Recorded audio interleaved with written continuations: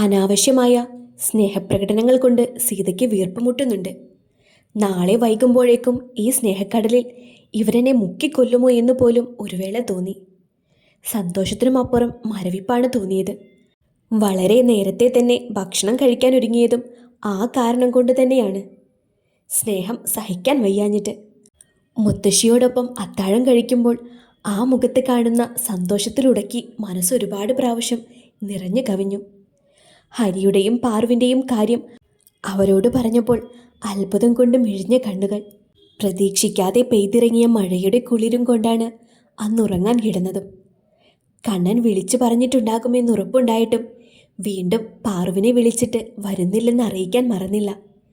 സൂക്ഷിക്കണേ എന്നവളുടെ മുന്നറിയിപ്പ് കേട്ടപ്പോഴാണ് കണ്ണനെ വിളിച്ചില്ലെന്നത് ഓർമ്മ വന്നത്. ആ ഓർമ്മയിൽ തന്നെ നെഞ്ചിലൊരു അസ്വസ്ഥതയുടെ ഭാരം വന്ന് മൂടുന്നുണ്ട്. 2 പ്രാവശ്യം ബെല്ലടിച്ചു തീർന്നുവെന്നല്ലാതെ അവൻ ഫോണെടുത്തില്ല എന്നത് ഹൃദയഭാരം കൂട്ടി. ഇവിടെയുള്ളവരുടെ മനസ്സിലെ വിഷം ശരിക്കും അറിയാമായിരുന്നിട്ടും ഇന്നിവിടെ നിൽക്കണ്ടായിരുന്നു എന്ന് തോന്നി. കണ്ണനോട് എല്ലാം ആദ്യം തന്നെ പറയാമായിരുന്നു എന്ന് തോന്നൽ അനുനിമിഷം ശ്വാസം മുട്ടിച്ചു. അവൻ വൈകുമെന്ന് പറഞ്ഞതല്ലേ മോളെ, നീ വന്ന് കിടക്കാൻ നോക്ക്, അവനിങ്ങ് വന്നോളും. ഒടുവിൽ മുത്തശ്ശി വിളിച്ചു പറഞ്ഞിട്ടാണ് കിടക്കയിൽ വന്ന് കിടന്നത്. ചിന്തകൾ കൊണ്ട് ഭാരം തൂങ്ങിയ മനസ്സോടെ വെറുതെ കണ്ണടച്ച് കിടക്കുന്നതല്ലാതെ ഉറക്കം വരുന്നുണ്ടായിരുന്നില്ല. അരണ്ട വെളിച്ചം മാത്രം നിറഞ്ഞ മുറിയിൽ കണ്ണടച്ചുകൊണ്ട് നിമിഷങ്ങളെ എണ്ണി പുലരിയെ കാത്തിരുന്നു. കൈഞ്ഞരമ്പ് വലിഞ്ഞു മുറുകുന്നത് പോലെ തോന്നിയപ്പോഴാണ് കണ്ണുകൾ വലിച്ചു തുറന്നത്. ഒരു നിമിഷം ഒന്നും മനസ്സിലായില്ല. അരണ്ട വെളിച്ചമുള്ള മുറിയിൽ കിടന്ന് എപ്പോഴാണ് ഉറങ്ങിപ്പോയതെന്നറിയില്ല. ഇപ്പോഴുള്ളത് കണ്ണു തള്ളുന്ന വെളിച്ചത്തിലാണ്. കൺമുന്നിൽ വിജയച്ചിരിയോടെ റിമി. അവൾക്ക് പിന്നിൽ ഒരിക്കൽ കൂടി കണ്ണു ചിമ്മി തുറന്നു. കാർത്തികിനും മനോജിനും ജിതിനും പുറമെ വേറെയും ചിലരുമുണ്ട്. എല്ലാവർക്കും സ്ഥായിയായ ഭാവം തന്നെ. സീതയ്ക്ക് ഒന്നും മനസ്സിലായില്ല. മുത്തശ്ശിയോടൊപ്പം കിടന്നുറങ്ങിയ താനെങ്ങനെ ഇവർക്ക് പിടിയിലായെന്ന് എത്ര ആലോചിച്ചു നോക്കിയിട്ടും അവൾക്ക് ഓർമ്മ വന്നില്ല. വാതിൽ ഭദ്രമായി അടച്ചു കുറ്റിയിട്ട് തന്നെയാണ് കിടന്നതെന്ന് ഉറപ്പാണ്. പിന്നെ എങ്ങനെ? സീത ചുറ്റും നോക്കി. രക്ഷപ്പെട്ടു പോകാനുള്ള വഴിയാണോ സ്ട്രോങ് സീതാലക്ഷ്മി നീ തിരയുന്നത്? അവൾക്കരികിലേക്ക് കുനിഞ്ഞു നിന്നുകൊണ്ട് റിമി പരിഹാസത്തോടെ ചോദിച്ചു. സീത ഒന്നും മിണ്ടാതെ അവളെ നോക്കി. ഇവിടെ എങ്ങനെ എത്തിയെന്നല്ലേ? വെയിറ്റ്, പറഞ്ഞു തരാം. എല്ലാം നിനക്ക് പറഞ്ഞു തന്നിട്ടേ ഞാൻ പോകൂ. റിമി ചുണ്ടുകൂട്ടി അവളെ നോക്കി. അവൻ എൻ്റെയാണെന്ന് നിന്നോട് ഞാൻ പറഞ്ഞതല്ലേടി പുന്നാര മോളെ. പിന്നെയും അവനൊപ്പം ഇവിടേക്ക് വലിഞ്ഞു കയറി വന്നതും പോരാ, എൻ്റെ കൺമുന്നിൽ വെച്ച് നീ അവനെ കെട്ടിപ്പിടിച്ച് നിൽക്കുന്നതും കാണേണ്ടി വന്ന ഞാൻ നിന്നെ വെറുതെ വിടാൻ പാടുണ്ടോ സീതാലക്ഷ്മി? റിമിയുടെ മുഖത്തേക്ക് പൈശാചികത കടന്നു വന്നിരുന്നു. കലങ്ങിച്ചുവന്ന കണ്ണുകളിൽ സീതയോടുള്ള കലി നിറഞ്ഞു.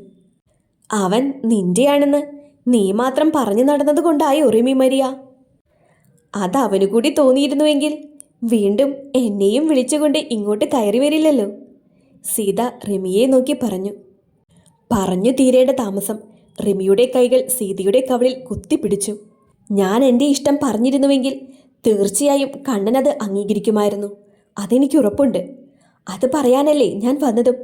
പക്ഷേ അപ്പോഴേക്കും നീ തൊലിവെളുപ്പ് കാണിച്ചുകൊണ്ട് അവനെ മയക്കിയെടുത്തില്ലേ? റിമിയുടെ ശബ്ദം വല്ലാതെ ഉയർന്നു. അവൾ പിടിച്ച് ഞെരിക്കുന്ന കവിളിൽ സീതയ്ക്ക് നല്ലതുപോലെ വേദനിച്ചു. അവൾ തല അങ്ങോട്ടും ഇങ്ങോട്ടും ചലിപ്പിച്ചു. പക്ഷേ ഇനി ചാവേണ്ടി വന്നാൽ പോലും നിനക്ക് അവനെ ഞാൻ വിട്ടുതരില്ല. ജീവനോടെ തന്നെ അവനെ നീ വെറുക്കും. നിന്നെ അവനും വെറുക്കും. നിനക്ക് മുന്നിലൂടെ ഞാൻ അവൻ്റെ കൂടെ സുഖമായി സന്തോഷമായി ജീവിക്കും. അതാണ് നീ ചെയ്ത തെറ്റിന് നിനക്ക് ഞാൻ വിധിക്കുന്ന ശിക്ഷ. റിമി അവളിൽ നിന്നും കൈയെടുത്തു. സീതയുടെ കവളിൽ ചുവന്ന് കല്ലിച്ച പാടിലേക്ക് അവൾ നിർവൃതിയോടെ നോക്കി. ദേ നോക്ക്, ഇവന്മാർക്കുള്ള വിഭവമാണ് നീ. ഞാൻ കാശ് കൊടുത്ത് സെറ്റാക്കിയതാ നിനക്കുള്ള എൻ്റെ ഗിഫ്റ്റ്. ജീവിതത്തിൽ നീ ഒരിക്കലും മറക്കാൻ പാടില്ലാത്ത ഗിഫ്റ്റ്. വേദന എന്താണെന്ന് നീ അറിയണം. കിരൺ വർമ്മയുടെ ജീവിതത്തിലേക്ക് എത്തി നോക്കാൻ കൂടി പാടില്ലായിരുന്നു എന്ന് നിനക്ക് തോന്നാൻ. റിമി ഉറക്കെ പൊട്ടിച്ചിരിച്ചു. അവൾക്ക് പിന്നിൽ കാമം നുരയുന്ന കണ്ണോടെ നിൽക്കുന്നവന്മാരെ സീത നോക്കി. പേടിച്ചു പോയോ നീ സീതാലക്ഷ്മി? റിമി പല്ല് കടിച്ചുകൊണ്ട് വീണ്ടും അവൾക്ക് നേരെ കുനിഞ്ഞു. സീത ഒന്നും മിണ്ടിയില്ല. ഇതെല്ലാം ഇവളുടെ നാടകമായിരുന്നു എന്ന് അവൾക്ക് മനസ്സിലായി. കുഞ്ഞിന് വയ്യെന്ന് പറഞ്ഞ് ഓടിയിറങ്ങിപ്പോയ സുജയടക്കം തൻ്റെ കഥയിലെ നല്ല നടിയാണെന്ന് റിമി ചിരിച്ചുകൊണ്ട് അവൾക്ക് പറഞ്ഞു കൊടുത്തു. വളരെ കൃത്യമായ തിരക്കഥയിൽ തയ്യാറാക്കിയ നല്ലൊരു നാടകം. കണ്ണനും ഹരിയും സ്ഥലത്തില്ലെന്ന ഓർമ്മ ഇടയ്ക്ക് അവളെ വേദനിപ്പിക്കുന്നുണ്ട്. ജീവിതവും ജീവനും ഇവർക്ക് മുന്നിൽ തീർന്നു പോകുമോ എന്ന ആശങ്കയ്ക്കൊപ്പുറം കണ്ണനും ഹരിയും വരുമെന്ന് തന്നെ ഹൃദയം ഓർമ്മപ്പെടുത്തി. ഇനി നമ്മൾ തമ്മിൽ കാണുമ്പോൾ സീതാലക്ഷ്മി പാതി ചത്തുപോയൊരു ഉടൽ മാത്രമായിരിക്കും. All the best Seethalakshmi. Rimi വീണ്ടും അവിടെ കവളിൽ തട്ടിക്കൊണ്ട് നിവർന്നു. ശേഷം പുറകിലേക്ക് നോക്കി. വന്യമായി തിളങ്ങുന്ന കണ്ണുകളോടെ തനിക്കരികിലേക്ക് വരുന്നവരെ നോക്കി സീത കണ്ണുകൾ ഇറുക്കിയടച്ചു. അപ്പോൾ നിങ്ങളുടെ പരിപാടി തുടങ്ങിക്കോ ഗൈസ്. ഒരൊറ്റ കാര്യം മാത്രം ശ്രദ്ധിക്കണം, ഇവൾക്കിത്തിരി ജീവൻ ബാക്കി വെച്ചേക്കണം. അവളോടുള്ള സ്നേഹം കൊണ്ടൊന്നുമല്ല കേട്ടോ. കണ്ണുകളിൽ ജീവിതം മടുത്ത ഇവൾക്ക് മുന്നിലൂടെ എനിക്കെൻ്റെ കണ്ണൻ്റെ കൈയും പിടിച്ചു ചെന്ന് നിൽക്കേണ്ടതാണ്. റിമി ക്രൂരമായ ചിരിയോടെ പറഞ്ഞു തീർന്നതും അവൾക്ക് മുന്നിലെ വാതിൽ വലിയ ശബ്ദത്തോടെ പിന്നിൽ അടർന്നു വീണതും ഒരുമിച്ചാണ്. ഞെട്ടിത്തെറിച്ച് നിൽക്കുന്നവർക്ക് മുന്നിലേക്ക് മനോഹരമായൊരു ചിരിയോടെ ആദ്യം കയറി വന്നത് കണ്ണനാണ്. അവന് പിന്നിൽ ഹരിയും ആദിയും സിദ്ധുവും അണിനിരുന്നതും അവരുടെ കണ്ണുകൾ തന്നിലേക്ക് നീളുന്നതും സീത അറിഞ്ഞിരുന്നു. അവൾക്കുള്ളം തുടിച്ചു, കണ്ണുകൾ നിറഞ്ഞു. വിളറി വെളുത്ത് നിൽക്കുന്ന റിമിക്ക് മുന്നിൽ ചെന്നിട്ട് കണ്ണൻ അവളെ സൂക്ഷിച്ചു നോക്കി. കണ്ണൻ, ദേ ഇവന്മാരെ വിളിച്ചു വരുത്തിയതാ. പൊട്ടിപ്പൊളിയുമെന്ന് ഉറപ്പുണ്ടായിട്ടും റിമി സീതയെ ചൂണ്ടി വീണ്ടും വിക്കിക്കൊണ്ട് പറയാൻ ശ്രമിച്ചപ്പോൾ റിമിയുടെ കവളിൽ കണ്ണൻ്റെ കൈകൾ അതിശക്തമായി വീണ് കഴിഞ്ഞിരുന്നു. ആ സമയം കൊണ്ട് ഹരി സീതയുടെ കെട്ടഴിച്ചുകൊണ്ട് അവളെ എഴുന്നേൽപ്പിച്ചു. സീത ഹരിയുടെ നെഞ്ചിലേക്ക് ചാരി ശ്വാസമെടുത്തു. ഒറ്റ നിമിഷത്തെ പതർച്ചയ്ക്ക് ശേഷം കാർത്തികും മനോജും ജിതിനും പ്രത്യാക്രമണത്തിന് തയ്യാറായി. നടന്നതെല്ലാം നിന്റെ പ്ലാനാണെന്ന് കരുതിയോടെ നീ? കണ്ണൻ്റെ തീപാറുന്ന നോട്ടവും ചോദ്യവും. റിമി പിന്നിലേക്ക് ചുവട് വെച്ചുകൊണ്ട് അവനെ ഭയത്തോടെ നോക്കി. കവളിൽ കണ്ണൻ്റെ വിരൽപ്പാടുകൾ നീലിച്ചു കിടപ്പുണ്ട്. ചുണ്ടുകളിൽ ചോര കിനിഞ്ഞതിൻ്റെ അടയാളം. തളർന്ന മിഴികൾ കൊണ്ടവൾ ചുറ്റും പരതി. സഹതാപവും സപ്പോർട്ടും പ്രതീക്ഷിച്ച മിഴികളിലൊക്കെയും ഒരുതരം നിർവികാരത. അതവളെ കൂടുതൽ തളർത്തി. കണ്ണൻ്റെ കണ്ണിലെ വെറുപ്പിലേക്ക് അവൾ ഹൃദയവേദനയോടെ നോക്കി. നിനക്ക് വേണ്ടിയല്ലേ എന്നവളുടെ മനസ്സ് അലമുറയിട്ടു. നിന്നോടൊപ്പം ജീവിക്കാനുള്ള കൊതി കൊണ്ടല്ലേ കണ്ണൻ? എനിക്കത്ര ഇഷ്ടമുണ്ടായിട്ടല്ലേ? ഹൃദയം കൊണ്ടവൾ അവന് മുന്നിൽ കേണു. അടിച്ചൊതുക്കിയിട്ട കാർത്തികും ജിതിനും മനോജും ചുവരിൽ ചാരി അവരുടെ കാശ് വാങ്ങിച്ച് സീതയെ സ്നേഹിക്കാൻ ഓടിപ്പാഞ്ഞു വന്നവരും പരമാവധി കൈത്തരിപ്പ് തീർത്തിട്ടാണ് അവരെ പുറത്തേക്ക് വലിച്ചുകൊണ്ട് വന്നത്. മക്കളുടെ അടികൊണ്ട് ചീർത്ത മുഖത്തേക്ക് നോക്കി നിന്നതല്ലാതെ കണ്ണനോട് എന്തെങ്കിലും ഒന്ന് പറയാൻ ശ്രീനിലയത്തിലെ ഒറ്റ പ്രമാണിമാരും ധൈര്യപ്പെട്ടില്ല. കണ്ണൻ്റെ ദേഷ്യം കൊണ്ട് ചുവന്നു വിങ്ങിയ മുഖത്ത് കാണുന്ന പരിഹാസമാണ് സത്യത്തിൽ അവരെ തളർത്തിക്കളഞ്ഞത്. ഇവിടെ ഇപ്പോൾ നടന്നതെല്ലാം എൻ്റെ പ്ലാൻ ആയിരുന്നു.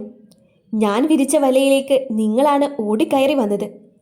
ഹാളിലെ ഒരു കസേര വലിച്ചു നീക്കി അതിലേക്കിരുന്നു കൊണ്ട് കണ്ണൻ റിമിയെ നോക്കി. ചെറിയൊരു സംശയം.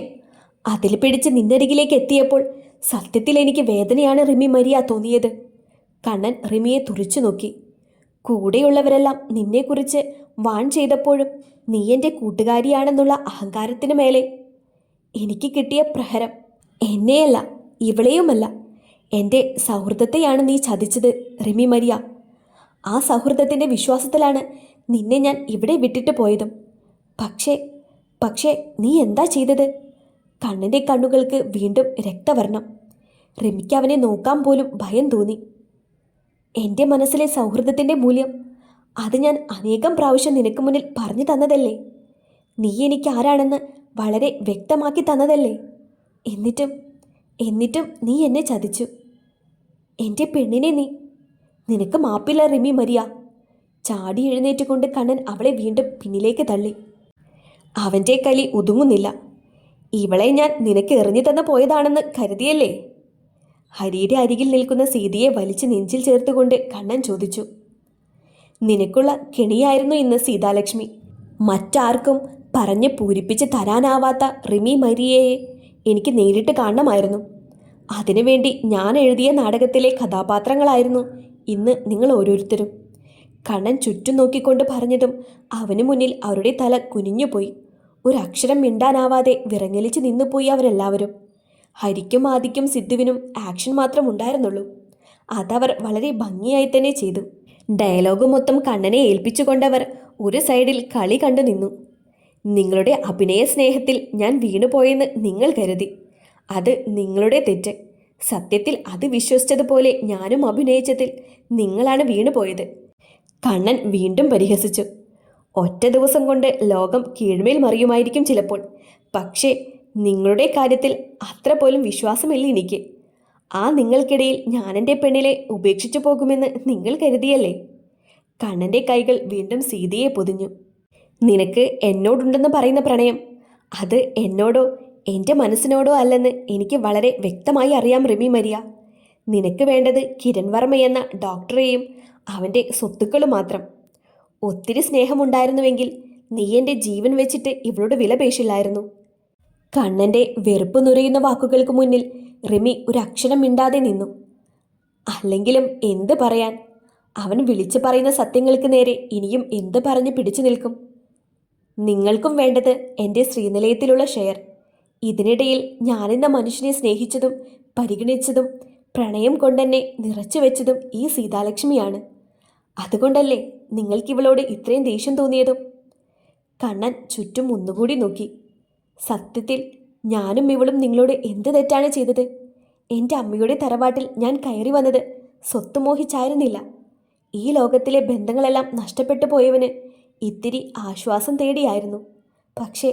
പക്ഷേ വന്നു കയറിയ അന്ന് നിങ്ങൾ എനിക്ക് നൽകിയ സമ്മാനം അതെൻ്റെ ജീവിതത്തിലെ നഷ്ടങ്ങളില്ലാതാക്കി. ജീവിതത്തെ കൂടുതൽ സ്നേഹിക്കാൻ പഠിപ്പിച്ചു. സ്നേഹിക്കാൻ മാത്രം അറിയാവുന്ന കുറേ ബന്ധങ്ങൾ നൽകി. കണ്ണൻ്റെ കണ്ണുകൾ ഒരു വേള ഹരിയുടെ നേരെ പാറി വീണു. അങ്ങനെയുള്ള എൻ്റെ പെണ്ണിനെ ഞാൻ നിങ്ങൾക്ക് മുന്നിൽ ഇട്ടുതരുമെന്ന് കരുതിയോ നിങ്ങൾ? എൻ്റെ ജീവനും ജീവിതവും ഇപ്പോൾ ഇവളാണ്. എൻ്റെ ജീവിതത്തിൽ ഇനി ഇവളില്ലാതെ മറ്റൊരു പെണ്ണും ഉണ്ടാകില്ല. കണ്ണൻ സീതയെ ചേർത്ത് പിടിച്ചുകൊണ്ട് തന്നെ റിമിയുടെ മുന്നിൽ ചെന്ന് നിന്നു. ഇന്നൊരു രാത്രി കൂടി നിനക്കിവിടെ കഴിയാം. സത്യത്തിൽ അതുപോലും നീ അർഹിക്കുന്നില്ല. പക്ഷേ നിന്നെപ്പോലെ മനസാക്ഷിയില്ലാത്തവനല്ല ഞാൻ. നാളെ ഞാൻ നിന്നെയോടെ കണ്ടാൽ എൻ്റെ കൈകൊണ്ടായിരിക്കും നിന്റെ മരണം. അത്രയും വെറുപ്പാണ് എനിക്ക് നിന്നെ കാണുമ്പോൾ. കണ്ണൻ അങ്ങേയറ്റം വെറുപ്പോടെ റിമിയെ നോക്കി. അവൾ അപ്പോഴും മുഖമുയർത്തി നോക്കിയില്ല. അവൻ്റെ കണ്ണിൽ സ്നേഹമല്ലാതെ മറ്റൊന്നും കാണാൻ കരുത്തില്ലാത്തതുപോലെ. നിങ്ങൾക്കുള്ള ശിക്ഷ ഞാൻ തരേണ്ടതില്ല. വാശിയും പകയും കുത്തി നിറച്ച് നിങ്ങൾ വളർത്തിക്കൊണ്ട് വന്നവർ. കണ്ണൻ്റെ നോട്ടം താഴെയിരിക്കുന്ന കാർത്തികിൻ്റെയും മനോജിൻ്റെയും ജിതിൻ്റെയും നേരെയായിരുന്നു. ദേ, സ്വന്തമായിട്ട് ഓരോ പെങ്ങന്മാരുണ്ടായിട്ടും ഒരു പെണ്ണിനോട് ഇങ്ങനെയൊക്കെ ചെയ്യാൻ ഇവർക്ക് യാതൊരു മടിയുമില്ലെങ്കിൽ തീർച്ചയായും നിങ്ങൾക്കുള്ള ഇവിടെ സമ്മാനം വൈകാതെ തന്നെ കിട്ടും. കണ്ണൻ പരിഹാസത്തോടെ ചുറ്റും കൂടി നിൽക്കുന്നവരെ ഒന്നുകൂടി നോക്കി.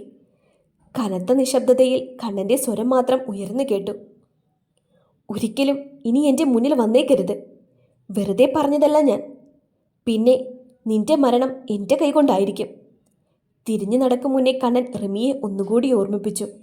പക്ഷേ അപ്പോഴും അവൻ അറിഞ്ഞിരുന്നില്ല, ആ രാത്രി പുലരുമ്പോൾ പറഞ്ഞിട്ട് പോയ വാക്കുകൾ അവൻ്റെ നേരെ തിരിയുമെന്നും ആൺവർഗത്തെ മുഴുവനും വെറുക്കാനുള്ള കാരണമായി ക്രൂരമായി ബലാത്സംഗത്തിനിരയായി പാതി ജീവനോടെ റിമി മരിയെ കാണേണ്ടി വരുമെന്നും.